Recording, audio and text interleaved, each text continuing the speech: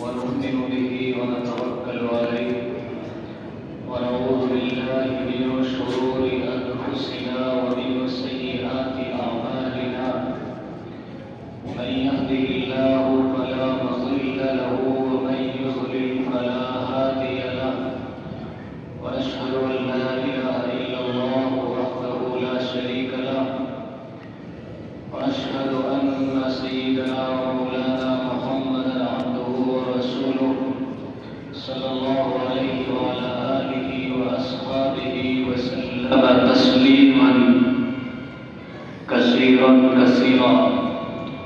أعوذ بالله من الشيطان الرجيم.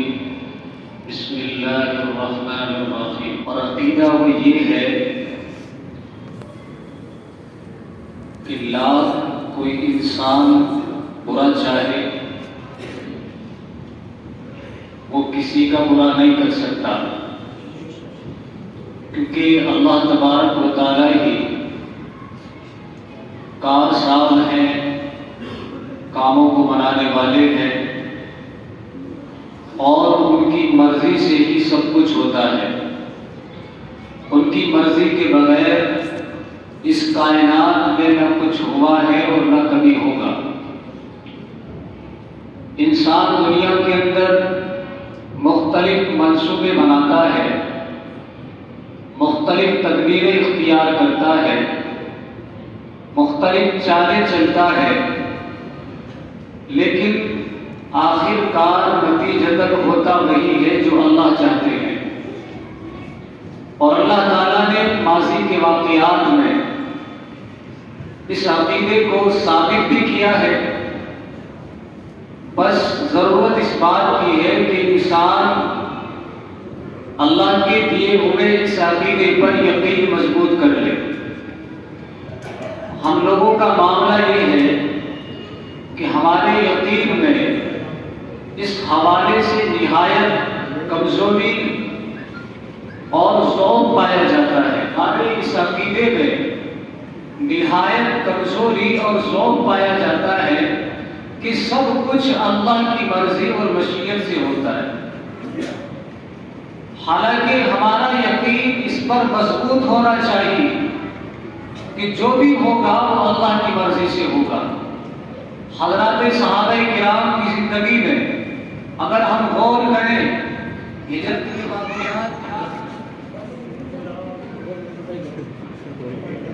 کے واقعات میں اگر ہم غور و فکر کریں گے،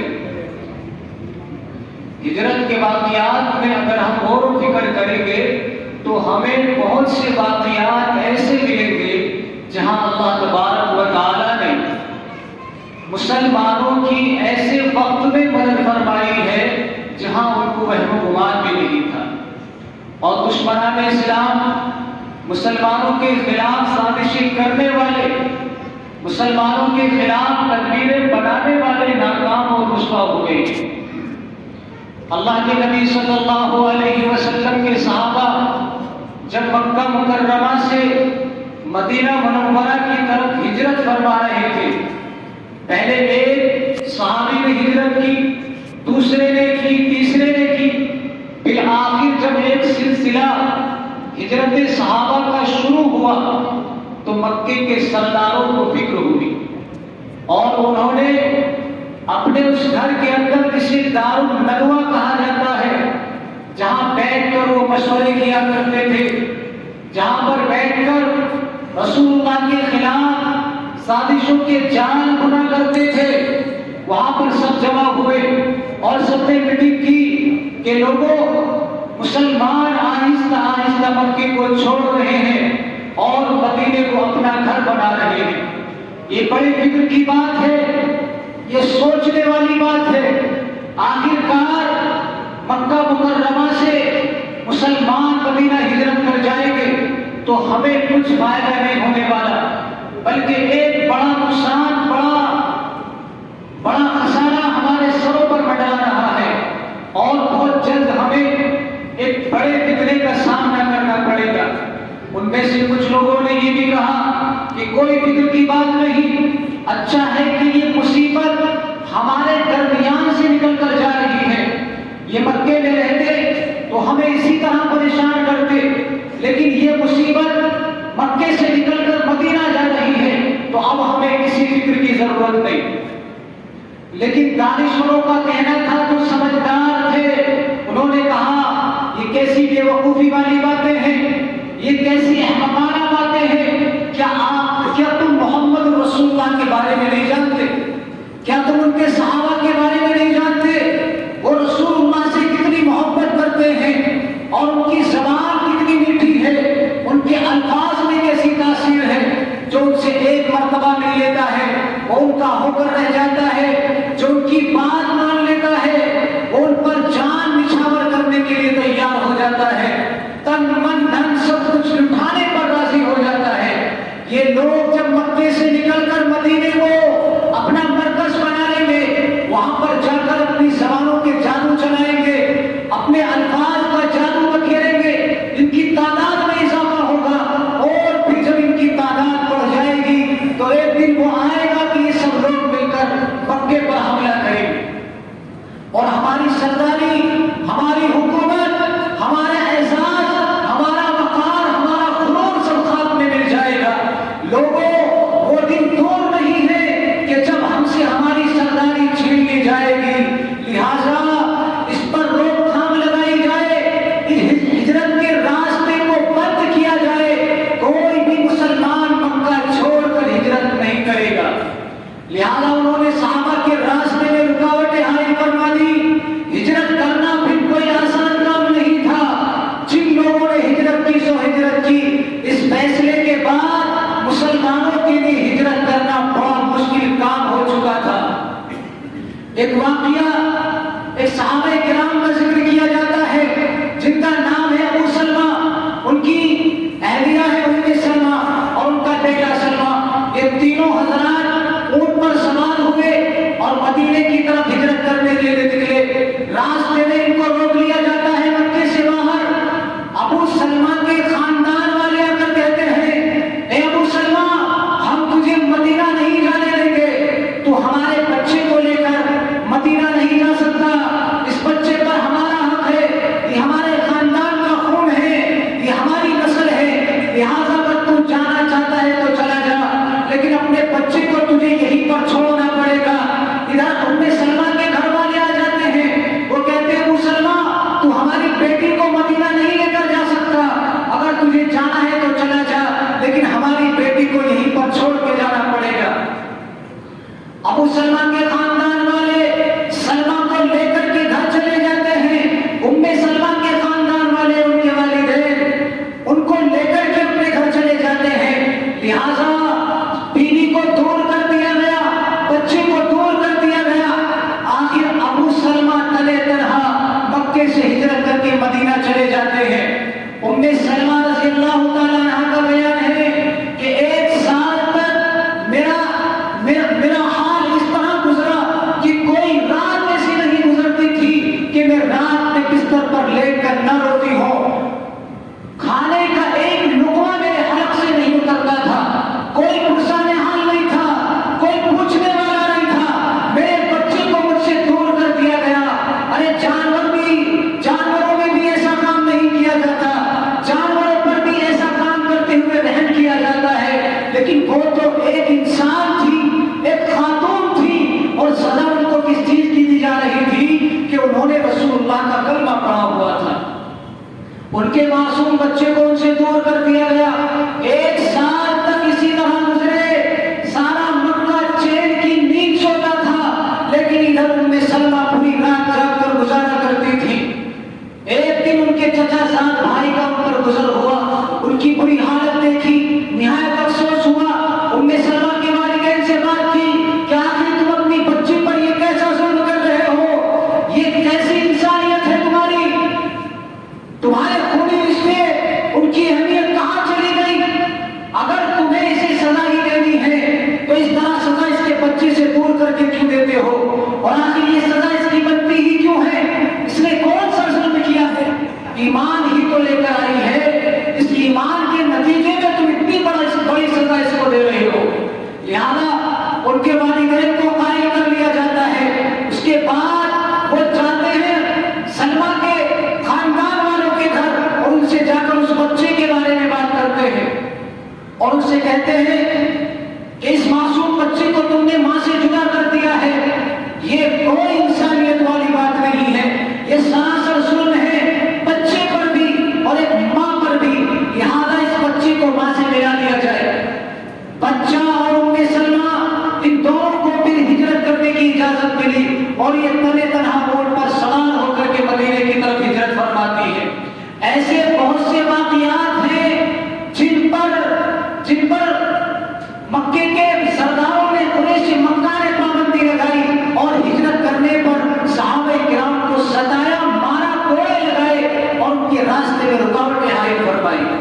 لیکن رسول اللہ صلی اللہ علیہ وسلم ابھی مکے کے اندر ہی موجود ہیں۔ جب رسول اللہ صلی اللہ علیہ وسلم مکے میں ہیں اور ابھی آپ کو ہجرت کی اجازت نہیں ملی ہے، تو قریش مکہ نے دار الندوہ کے اندر آخری فیصلہ کیا کہ لوگوں اس طرح خاموش بیٹھنے سے کام نہیں چلے گا، آخر ہمیں ایک فیصلہ لینا ہوگا۔ اچھا، ان سرداروں میں جو سب سے بڑے رزیل تھے اور جن کے دلوں میں سب سے زیادہ اسلام کی دشمنی پنپتی تھی، ان میں سر فہرست ابو جہل تھا۔ اس نے کوئی موقع رسول اللہ کے لیے آسانی کا فراہم نہیں کیا، اس نے ہمیشہ اپنی زبان سے جہالت، غلاظت اور ہمیشہ نفرت ہی نکالی، اسی لیے رسول اللہ نے اس کا نام ابو جہل رکھا تھا۔ اس نے مشورہ کیا، مکے کے بڑے بڑے سردار جمع ہوئے جن میں نضر بن حارث، عقبہ بن ابی معیط، سہیل بن عمرو اور ابو لہب امیہ بن خلف، یہ سارے سردار جمع ہوئے اور انہوں نے مشورہ کیا کہ آخر ایسا کیا جائے کہ یہ مصیبت ہمارے سروں سے ٹل جائے۔ سب نے اپنے اپنے مشورے دیے۔ کسی نے کہا کہ محمد کو بیڑیا ڈال کے مکے میں قید کر دیا جائے، کسی نے کہا نہیں، قید نہ کیا جائے بلکہ ان کو جلا وطن کر دیا جائے، مکے سے نکال دیا جائے، شہر بدر کر دیا جائے۔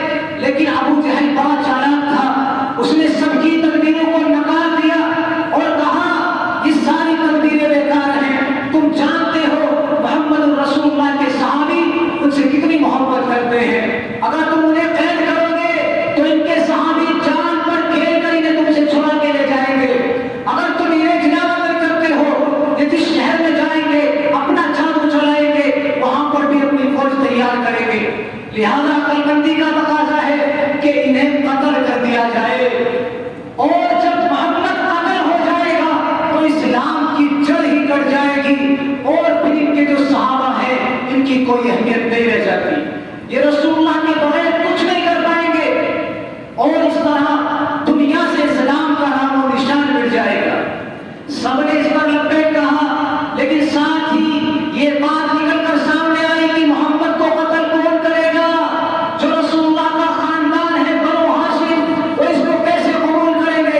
اگر تم نے محمد کو قتل کیا تو بنو ہاشم قصاص لینے کے لیے میدان میں آئیں گے، آخر ان کا سامنا کون کرے گا؟ تو ابو جہل نے اس کی بھی تدبیر دی۔ شیطان بڑا ماہر ہے، نہیں ہونا، شیطان بھی وہی بھیجتا ہے اپنے ماننے والوں کی طرف، جو شیطانی ہوتے ہیں نا، شیطانی دماغ والے، شیطان ان کے دماغوں میں باتیں ڈالتا ہے، تدبیریں ڈالتا ہے۔ بہرحال شیطان نے چال چلی، ابو جہل نے لوگوں کے سامنے تجویز رکھی کہ کوئی ایک آدمی رسول اللہ کو قتل نہیں کرے گا، کوئی ایک خاندان والا آدمی رسول اللہ کو قتل نہیں کرے گا، بلکہ تمام خاندانوں سے ایک ایک آدمی لیا جائے اور سب مل کر یک بار کی رسول اللہ پہ حملہ کریں گے۔ بنو ہاشم کے اندر اتنی طاقت نہیں ہے کہ وہ رسول اللہ صلی اللہ علیہ وسلم کے قتل کا ہم سے قصاص لیں، لہذا اس طرح سب مل کر رسول اللہ کے قتل کی دیت ادا کر دیں گے۔ سب مل کے قتل کریں گے تو رسول اللہ کا خاندان ساری قوموں سے، سارے قبیلوں سے لڑنے کی طاقت نہیں رکھتا، لہذا اس طرح سے محمد رسول اللہ صلی اللہ علیہ وسلم کا قتل بھی ہو جائے گا نعوذ باللہ، اور ہمارے سروں سے۔ لہذا سارے کفار نے اس تجویز پر منظوری قبول کی اور ہر خاندان سے ایک آدمی کو لیا گیا۔ ادھر رسول اللہ صلی اللہ علیہ وسلم کی طرف اللہ نے وحی فرمائی، اور جو تجویز کفار و مشرکین نے فرمائی تھی اس تجویز کے بارے میں رسول اللہ صلی اللہ علیہ وسلم کو خبر دی۔ لہذا رسول اللہ صلی اللہ علیہ وسلم کو اللہ کی طرف سے حکم ہوا کہ آپ کو آج کی رات ہی ہجرت پر نکلنا ہے۔ ادھر کفار مکہ نے اپنا منصوبہ تیار کیا، ادھر رسول اللہ کو حکم ہوا کہ آپ یہاں سے نکل کر مدینہ ہجرت فرما لیں۔ دوپہر کے وقت رسول اللہ صلی اللہ علیہ وسلم حضرت ابو بکر صدیق رضی اللہ تعالیٰ عنہ کے مکان پر تشریف لے گئے۔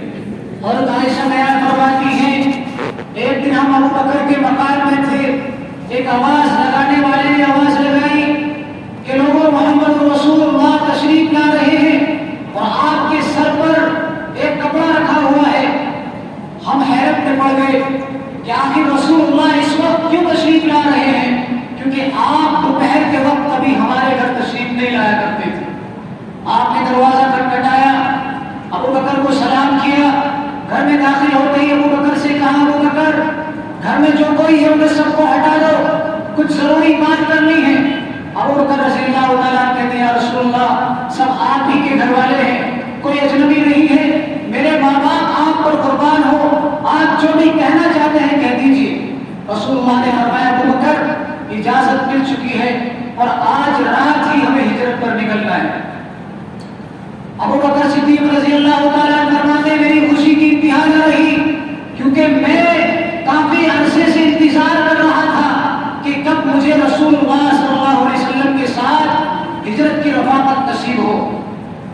تیاریاں شروع کر دی، رسول اللہ صلی اللہ علیہ وسلم یہ پیغام دے کر گھر تشریف لے گئے اور آپ نے بھی جو ضروری تیاریاں تھی وہ شروع کر دی۔ رات کا وقت ہوا، جب رات شروع ہوئی، اندھیرا شروع ہوا تو رسول اللہ صلی اللہ علیہ وسلم نے حضرت علی کرم اللہ وجہ الکریم کو یہ ہدایات ارشاد فرمائی، اے علی تمہیں آج کی رات میرے بستر پر سونا ہے اور میری وہی چادر جو میں رات کو روزانہ اوڑھ کر سوتا ہوں اسی چادر کو اوڑھ کر سونا ہے، اور میں تم سے یہ بھی وعدہ کرتا ہوں کہ کفار تمہیں ذرا بھی نقصان نہیں پہنچا سکیں گے۔ لہذا مکے کے لوگوں کی جو امانتیں تھیں وہ حضرت علی رضی اللہ تعالیٰ عنہ کے حوالے کی اور یہ ہدایت ارشاد فرمائی کہ یہ امانتیں امانت والوں کو واپس کر کے تمہیں مدینہ آنا ہے۔ اب آپ اندازہ لگائیں رسول اللہ صلی اللہ علیہ وسلم سے ایک طرف اتنی دشمنی اور وہی دوسری طرف مکے کے لوگوں نے رسول اللہ کے پاس امانتیں بھی رکھی ہوئی۔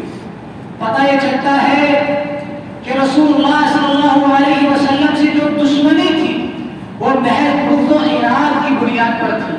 ایک حسد تھا، ایک تکبر تھا اور دل میں بڑائی تھی جو انہیں اسلام قبول کرنے پر آمادہ نہیں کر رہی تھی، لیکن وہ جانتے تھے کہ رسول اللہ صلی اللہ علیہ وسلم جو کہتے ہیں وہ سچ کہتے ہیں۔ محمد رسول اللہ نے کبھی جھوٹ نہیں بولا، محمد رسول اللہ نے کبھی امانت میں خیانت نہیں کی، لہذا آج بھی وہ رسول اللہ صلی اللہ علیہ وسلم کے پاس اپنی امانتیں رکھا کرتے۔ رات جب اپنے انتہا کو پہنچی، اپنے شباب کو پہنچی اور سب لوگ سو گئے، نہایت نیند کے غلبے میں چلے گئے، تو مکے کے سرداروں نے تقریباً 11 افراد تھے جنہوں نے ہاتھ میں تلواریں لے کر رسول اللہ کے گھر کا محاصرہ کر لیا۔ اچھا یہ لوگ انتظار کر رہے تھے کہ رات کے آخر حصے میں ہم یہ کام انجام دیں گے، انتظار کرتے رہے۔ جنگلوں سے جھانک کر دیکھا کہ رسول اللہ کے بستر پر کوئی آدمی سویا ہوا ہے، تو یہ دل میں مطمئن ہو رہے تھے کہ ابھی بستر پر لیٹے ہوئے ہیں، لیکن ہوا ہے اللہ تبارک و تعالیٰ نے حکم ارشاد فرما دیا تھا اور اللہ نے حفاظت کے ساتھ نکالنے کا وعدہ بھی فرمایا تھا۔ آپ صلی اللہ علیہ وسلم رات کے ایک حصے میں ان کے درمیان سے نکل جاتے ہیں اور روایت بتلاتی ہے آپ صلی اللہ علیہ وسلم نے ہاتھ میں کنکریاں لی، مٹی لی اور ان کے منہ پر ڈالتے ہوئے، منہ میں پھینکتے ہوئے آپ ان کے درمیان سے نکل جاتے ہیں۔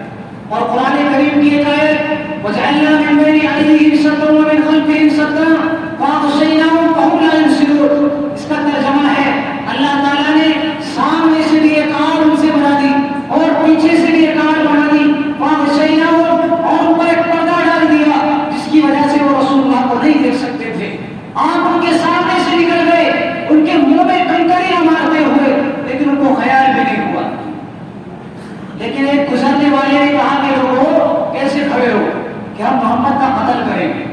اچھا محمد کا قتل کرو گے، لیکن میں نے تو اپنی آنکھوں سے دیکھا ہے کہ محمد تمہارے درمیان سے ابھی ابھی نکلے ہیں، تمہارے منہ میں مٹی پھینکتے ہوئے. تو لوگ حیران ہو گئے، آخر یہ کون سو رہا ہے اندر؟ اگر محمد ہمارے درمیان سے نکل چکا ہے تو یہ بستر پر کون ہے؟ اطمینان سے رہے. لیکن جب اندر جا کر کے چیک کیا، چادر اٹھائی تو دیکھا کہ حضرت علی رضی اللہ تعالیٰ عنہ سوئے ہوئے. ابو جہل کی حیرت کی انتہا نہ رہی جب رسول اللہ کے بستر پر حضرت علی کو دیکھا، اور غصے میں تمتما گیا اور پوچھا محمد کہاں ہے؟ حضرت علی رضی اللہ تعالیٰ عنہ نے کہا مجھے کیا پتا کہاں ہے. غصے میں آگ ببولا ہو کر کے حضرت علی کو گریبان سے پکڑا اور خانے کعبے کے اندر کھینچ کر کے لایا، اور سارے مکے کے لوگوں کے سامنے آپ کو وصیت کی تکلیف تھی کہ آپ کو کھول دیں اور بتا دیں محمد کہاں ہے. لیکن حضرت علی رضی اللہ تعالیٰ عنہ کے منہ سے ایک لفظ نہیں نکال پایا. پھر حضرت ابو بکر کے گھر گیا، وہاں جا کر کے دروازہ کھٹکھٹایا، اندر سے دروازہ کھلا. حضرت اسماء رضی اللہ تعالیٰ عنہا جو حضرت ابو بکر کی بڑی صاحبزادی ہیں اور ہجرت کے سفر میں رسول اللہ کی انہوں نے بڑی مدد فرمائی، انہوں نے دروازہ کھولا. ابو جہل نے پوچھا ان سے کہاں ہے تیرا باپ ابو بکر، کہ مجھے کیا معلوم کہاں ہے، کیونکہ وہ جانتا تھا جہاں محمد ہوگا وہیں ابو بکر ہوگا.